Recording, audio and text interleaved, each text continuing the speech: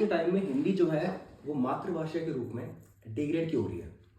इसका सिंपल सा आंसर ये है कि इंडियन सोसाइटी, इंडियन पेरेंट्स और जो लोग हैं वो समझना नहीं चाहते कि हिंदी की इंपॉर्टेंस क्या है। इसके एग्जाम्पल बहुत सारे हैं।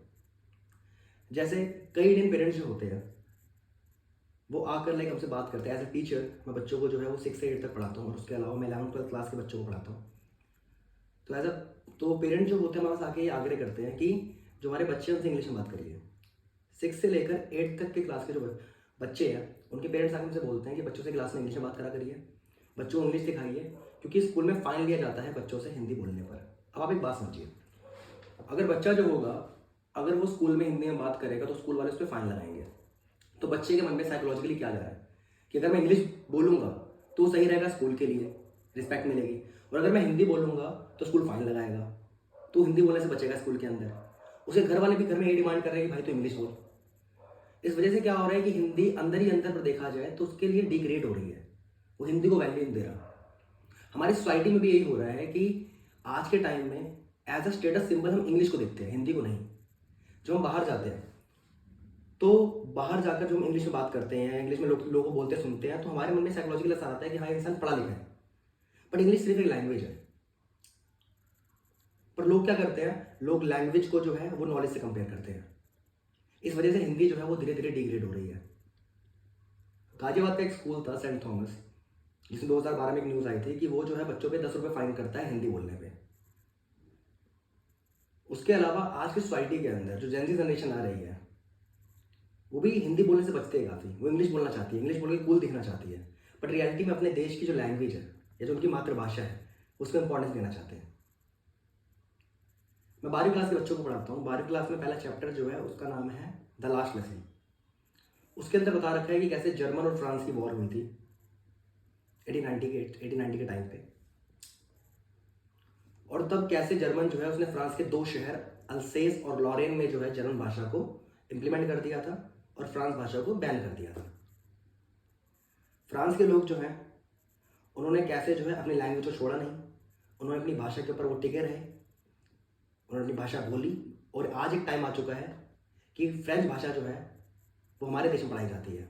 हमारे देश में तो थर्ड लैंग्वेज जो होती है हम फ्रेंच भाषा पढ़ते हैं। ये दिखाता है कैसे कि वहाँ के लोगों ने अपनी लैंग्वेज को ना छोड़कर, किसी और लैंग्वेज को ना अपनाकर अपनी लैंग्वेज को बल दिया, अपनी लैंग्वेज से जुड़े रहे, और आज हम उनकी भाषा को पढ़ते हैं। और ये दुर्भाग्य है हिंदी भाषा का कि हिंदी भाषा जो हमारे देश में जिसको प्रथम स्थान पर होना चाहिए था हम उसको डिग्रेड करते जा रहे हैं। बिजनेस लैंग्वेज में इंग्लिश है, सोशल लैंग्वेज इंग्लिश बन चुकी है। हम रेस्टोरेंट में जाते हैं, बड़े बड़े होटल्स में जाते हैं, वहाँ पर जो होता है हमसे इंग्लिश में बात करी जाती है। और कई लोग जो होते हैं क्योंकि वो हिंदी बोलना पसंद करते हैं और वो इंग्लिश बोलने में कतराते हैं या उनको अच्छी इंग्लिश नहीं आती, इस वजह से वो महंगे रेस्टोरेंट में जाके सही तरीके से फील नहीं कर पाते। मेरा एक दोस्त है, वो जब भी हमारे साथ मैकडोनल्ड जाता है ना तो वो क्या करता है, ऑर्डर देने से बचता है। वो ऑर्डर देने से पहले ना बहुत बार सोचता है, उसको लगता है कि यार वो ऑर्डर देगा ना तो कहीं बेइज्जती ना हो जाए उसकी। इसलिए बार बार मुझे कहते हैं कि भाई मनीष तू जरा ऑर्डर देना यार, कि मनीष जरा तू ऑर्डर देना है। जो जब जाकर हम ऑर्डर देते हैं उनसे पूछता है कि sir what would you like to have. तो अगर हम चाहें तो उसका आंसर हम सिंपली हिंदी में दे सकते हैं कि भाई मुझे एक बर्गर खाना है, या भाई मुझे एक बर्गर खाना है एक्स्ट्रा चीज़ के साथ। पर होता क्या है, कई लोग जो होते हैं सिर्फ ये सोच कर कि नहीं यार वो इंग्लिश में पूछ रहा है, मुझे उसका इंग्लिश में आंसर देना पड़ेगा, इस वजह से ऑर्डर देने से डरते हैं। मुझे लगता है हम उस सोसाइटी में रहते हैं जहाँ पर हम इंग्लिश को बहुत ज़्यादा इंपॉर्टेंस देते हैं, जो शायद हमें नहीं देनी चाहिए। क्योंकि मुझे ऐसा लगता है कि इंग्लिश लैंग्वेज अच्छी है, आप उसे सीखिए, समझिए, बोलिए, क्योंकि हमारे पाठ्यक्रम में हमें पढ़ना भी है, लिखना भी है। तो आप इंग्लिश सीखिए, पर इंग्लिश को एज अ स्टेटस सिंबल मत दीजिए। हिंदी की जो वैल्यू है वो वैल्यू है, हिंदी आपकी मातृभाषा है, उसको भी सीखिए। 9th क्लास के बच्चे, 10th क्लास के बच्चे जो होते हैं वो हिंदी की ट्यूशन कभी नहीं लेते, वो इंग्लिश की ट्यूशन लेते हैं। यहाँ बात ट्यूशन की नहीं है, पर यहाँ बात ये है कि कैसे वो हिंदी को इंपॉर्टेंस देना चाहते हैं। आज के कई बच्चे जो होते हैं, जब उनके नंबर साइंस में कम आते हैं, मैथ में कम आते हैं, एसएसटी में कम आते हैं, तो पेरेंट्स बोलते हैं कि बच्चे के नंबर कम आ रहे हैं। पर जब हिंदी में नंबर कम आते हैं तो कोई पेरेंट्स भी डिमांड नहीं करते। तो इसलिए हमारी सोसाइटी में थोड़ा फॉल्ट है कि हम हिंदी को इंपॉर्टेंस नहीं दे रहे हैं। और अगर हम बाहर निकलते हैं तो हमें देखने को ये मिलता है कि कैसे हिंदी लैंग्वेज जो है वो हमारी सोसाइटी में डिग्रेड हो रही है। लोग उसे वो इंपॉर्टेंस दे नहीं रहे जो देनी चाहिए। कई स्कूल्स जो है वो बच्चों को ऑप्शन दे देते हैं 8th के बाद ही कि आपको हिंदी पढ़नी है या नहीं पढ़नी। हिंदी की जगह अदर लैंग्वेज के ऑप्शन मिल जाते हैं।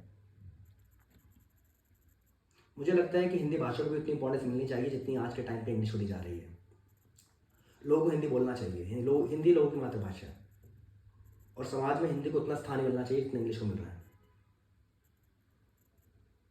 एक स्टेटस सिंबल के रूप में लैंग्वेज को ना देखकर हमें सिर्फ एक लैंग्वेज को सीखने पर जोर देना चाहिए, चाहे वो हिंदी हो या इंग्लिश या कोई भी लैंग्वेज हो।